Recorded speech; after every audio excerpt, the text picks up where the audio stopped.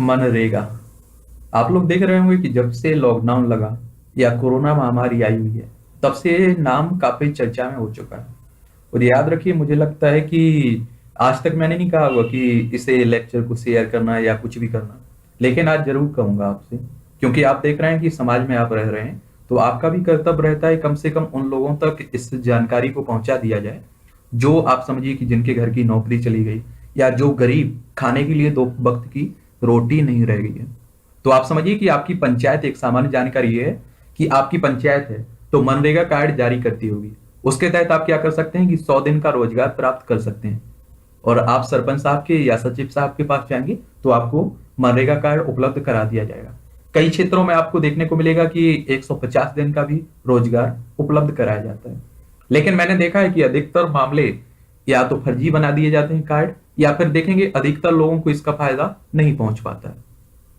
तो आप अपने सरपंच साहब के पास जाइए या सचिव साहब के पास जाइए, या भी जो भी आपका है, जो भी आपका नेतृत्व करता है, उसके पास जाइए। वो कार्ड बनवा देगा आपका, और आपको रोजगार मिलता रहेगा। ठीक है। और ये आपका एक तरह से कानूनी अधिकार है आपके लिए। ठीक है। राष्ट्रीय ग्रामीण रोजगार गारंटी योजना पोर्टल पर नवंबर माह तक उपलब्ध आंकड़ों के हालिया विश्लेषण से पता चलता है कि मनरेगा के तहत कार्य की मांग में तेजी से वृद्धि हुई है। आप देखेंगे कि लॉकडाउन के बाद से जिस तरह से थोड़ी छूट मिली है, इसमें काफी आप समझिए कि लोगों ने इसमें हिस्सा लेना शुरू किया है। आप समझिए, एक समय आपने सुना होगा कि प्रधानमंत्री साहब ने संसद में कहा था कि एक तरह से गड्ढे खोदना ये कांग्रेस की विफलता को बताता है।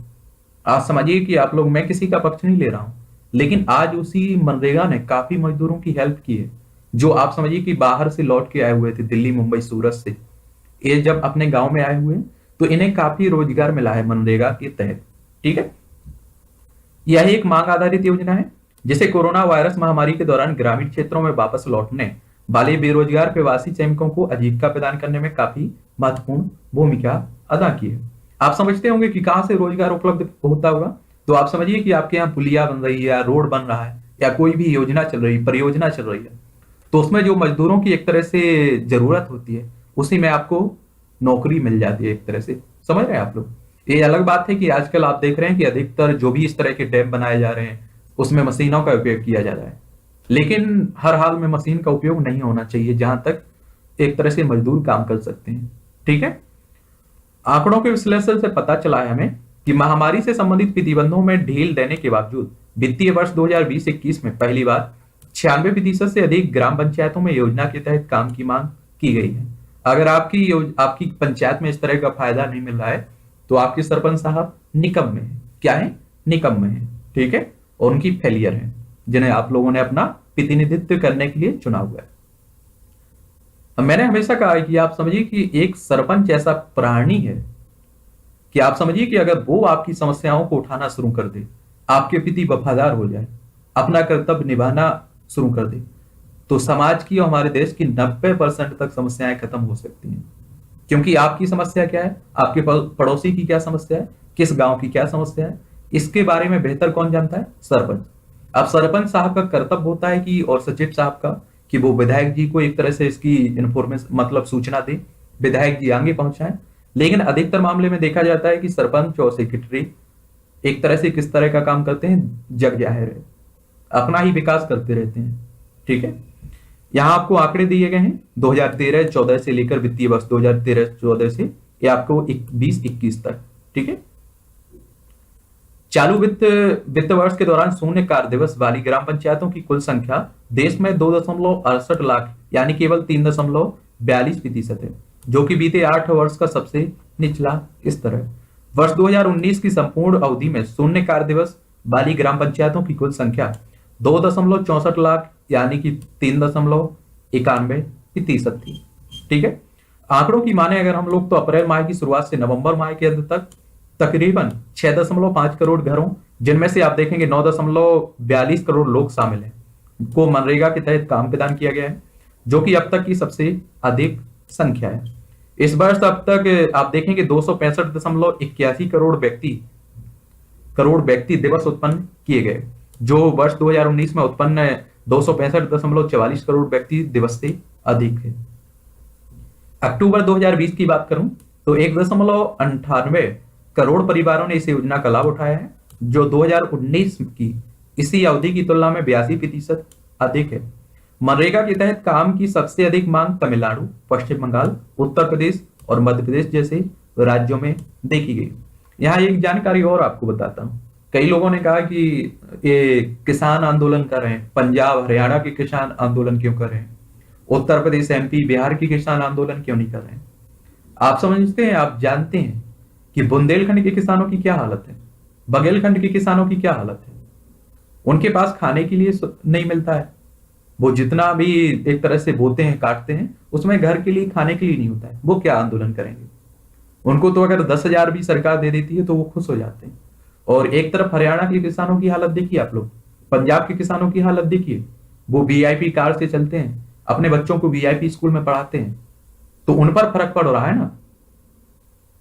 और अधिकतर मामले में देखेंगे आप लोग कि पंजाब और हरियाणा के किसान पढ़े लिखे हुए हैं, और बुंदेलखंड में आप लोग चले जाइए तो यही फर्क है एक तरह से शिक्षा का, कि आपको अपने अधिकारों के बारे में मालूम ही ना हो क्या अधिकार है, तो आप चुपचाप बैठे रहेंगे। ठीक है। इस अवधि के दौरान वेतन व्यय भी आप देखेंगे 53,522 करोड़ रुपए पर पहुंच गया है, जो कि अब तक का सबसे अधिक वेतन व्यय है। तमिलनाडु में जुलाई माह के बाद से पूरे देश में इस कार्यक्रम का लाभ उठाने वाले परिवारों की संख्या सबसे अधिक है, जिसके बाद पश्चिम बंगाल का स्थान है। याद रहे कि ये दोनों राज्य गरीब कल्याण रोजगार अभियान के तहत शामिल नहीं है।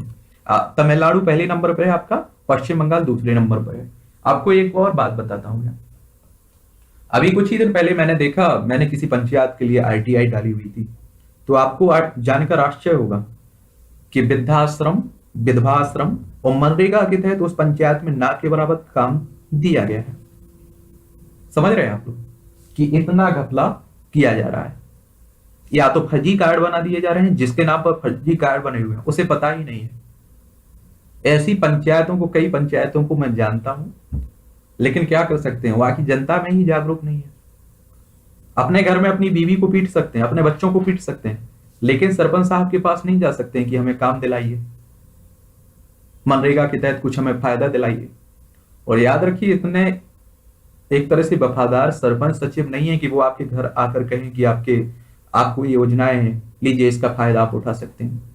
अभी कुछ समय पहले आप लोगों ने देखा होगा कि मैंने एमपी स्पेशल पढ़ाया हुआ था, उसमें आपने देखा होगा कि हजारों तरह की योजनाएं दी गई हैं गरीबों के लिए, लेकिन उसका फायदा मुझे लगता है कि 1% भी लोगों को नहीं मिलता है। कई ऐसी योजनाएं हैं कि जिससे गरीब, आप समझिए कि काफी लाभान्वित हो सकते हैं, लेकिन उसका फायदा नीचे तक नहीं पहुंच पा रहा है, क्योंकि सरपंच सचिव साहब भी नहीं अपनी जानकारी पूरी उन तक, लोगों तक पहुंचाते हैं। तो आप इसका भी एक तरह से नुकसान देख सकते हैं। इसीलिए तो कहता हूं कि अपने बच्चों को 2 वक्त की रोटी कम खाइए। मैं तो कहता हूं कम कपड़े पहनिए, सस्ते कपड़े पहन लीजिए, लेकिन बच्चों को इतना तो पढ़ा दीजिए कम से कम कि वो अपनी जानकारी रखें, वो अपने अधिकारों के प्रति जागरूक रहें, उन्हें क्या अधिकार मिले हुए हैं, उनका क्या काम है, क्या नहीं करना है उन्हें, सच क्या है, गलत क्या है। ठीक है, वरना जिंदगी तो चल ही रही है, वो चलती रहेगी। अब बात कर लेते हैं राष्ट्रीय ग्रामीण रोजगार गारंटी योजना के बारे में। तो महात्मा गांधी राष्ट्रीय ग्रामीण रोजगार गारंटी अधिनियम अर्थात मनरेगा को भारत सरकार द्वारा वर्ष 2005 में राष्ट्रीय ग्रामीण रोजगार गारंटी अधिनियम 2005 के रूप में प्रस्तुत किया गया था। इसे तब आप लोग नरेगा के नाम से जानते थे। 2010 में नरेगा का नाम बदलकर मनरेगा कर दिया गया था। ठीक है, 2005 में जब इसका गठन किया हुआ तो उस समय आप देखेंगे नरेगा के नाम से इसे आप लोग जानते थे, लेकिन 2010 में इसका नाम बदलकर मनरेगा कर दिया गया था। तो राष्ट्रीय ग्रामीण रोजगार गारंटी योजना का प्रस्ताव इस अधिनियम के तहत किया गया है। इस अधिनियम के तहत ग्रामीण भारत में प्रत्येक परिवार के अकुशल श्रम करने की इच्छुक वयस्क सदस्यों जिनकी आयु 18 वर्ष से अधिक की है के लिए 100 दिन का गारंटी युक्त रोजगार का प्रावधान किया गया है, और ताकि ग्रामीण क्षेत्रों में रहने वाले लोगों को आजीविका सुरक्षा प्रदान की जा सके। इसके तहत आप देखेंगे कि 100 दिन का रोजगार की व्यवस्था की गई है ग्रामीण क्षेत्रों में। कहा की गई है? ग्रामीण क्षेत्रों में। योजना के तहत आप देखें केंद्र सरकार अकुशल श्रम की पूरी लागत और सामग्री की लागत का 50% हिस्सा देगी और शेष राज्यों द्वारा वहन किया जाएगा। इसका कहने का मतलब सीधा सा ये है कि इसमें जितना भी खर्च आएगा उसमें से 75% आपका केंद्र सरकार देगी और बाकी का हिस्सा कौन देगा? राज्य सरकार खर्च करेगी। ठीक है, यानी कि 75-25 का परसेंट अनुपात में बटे हुए है। यह एक मांग संचालित सामाजिक सुरक्षा योजना है जिसका उद्देश्य काम के अधिकार को मूर्त रूप प्रदान करना है। केंद्रीय ग्रामीण विकास मंत्रालय द्वारा राज्य सरकारों के सहयोग से इस योजना के कार्यान्वयन की निगरानी की जाती है। तो आपसे क्वेश्चन इस तरह का बन सकता है कि किस मंत्रालय के तहत ये चलाई जाती है? तो केंद्रीय ग्रामीण विकास मंत्रालय। ठीक है, अब बात करते हैं हम लोग कि गरीब कल्याण रोजगार अभियान के बारे में। इस अभियान की शुरुआत जून 2020 में देशव्यापी लॉकडाउन के कारण अपने गृह राज्यों में लौटे प्रवासी श्रमिकों और ग्रामीण नागरिकों को आजीविका के अवसर प्रदान करने के उद्देश्य से की गई थी। यानी कि आप जानते हैं कि एक बहुत बड़ी संख्या दूसरे राज्यों में काम करने के लिए जाती है, फिर चाहे गुजरात में हो या फिर आप देखेंगे दिल्ली, मुंबई, इन शहरों में जाती है। जब वो लॉकडाउन के कारण, इस कोरोना महामारी के कारण अपने गांव लौटे तो उन्हें एक तरह से रोजगार उपलब्ध कराने के लिए, उनका एक तरह से खर्च पानी चलाने के लिए जून 2020 में इस योजना को शुरुआत की गई थी, गरीब कल्याण रोजगार अभियान। यह कुल 125 दिनों का अभियान था जिसे कुल आप देखेंगे कितना 50,000 करोड़ रुपए की लागत से मिशन मोड में संचालित किया गया था। इस अभियान के तहत 6 राज्यों यथा बिहार, उत्तर प्रदेश, मध्य प्रदेश, राजस्थान, झारखंड और उड़ीसा से कुल 116 जिलों को चुना गया था। इन राज्यों को भी याद रखिए क्योंकि मुझे लगता है कि इससे क्वेश्चंस आपके आते रहेंगे। ठीक है, और इसमें आपका बिहार, उत्तर प्रदेश, मध्य प्रदेश, राजस्थान, झारखंड, उड़ीसा है। यहां से 116 जिले चुने गए। आंकड़ों के अनुसार इस जिलों में लॉकडाउन के कारण वापस लौटे प्रवासी श्रमिकों की संख्या सबसे अधिक थी और अभियान के तहत चुने गए कुल जिलों में 27 आकांक्षी जिले भी शामिल हैं, यानी कि 27 जो पिछड़े जिले थे उन्हें भी इसमें शामिल किया गया। तो यही कहानी है आपकी मनरेगा की काम। ठीक है, इसके बारे में जो भी पॉइंट रहा करें आप लोग याद रख लीजिए क्योंकि ये ऐसी योजना है जिससे क्वेश्चंस आपके हमेशा बनते रहे। ठीक है, और जब आप लोग कभी आर्थिक स्थिति पर लिखने के लिए या गरीबी पर लिखने के लिए निबंध आता है तब आप इनको भी, योजनाओं को भी उसमें शामिल कर सकते हैं, या आंसर लिखने के लिए आता है। ठीक है।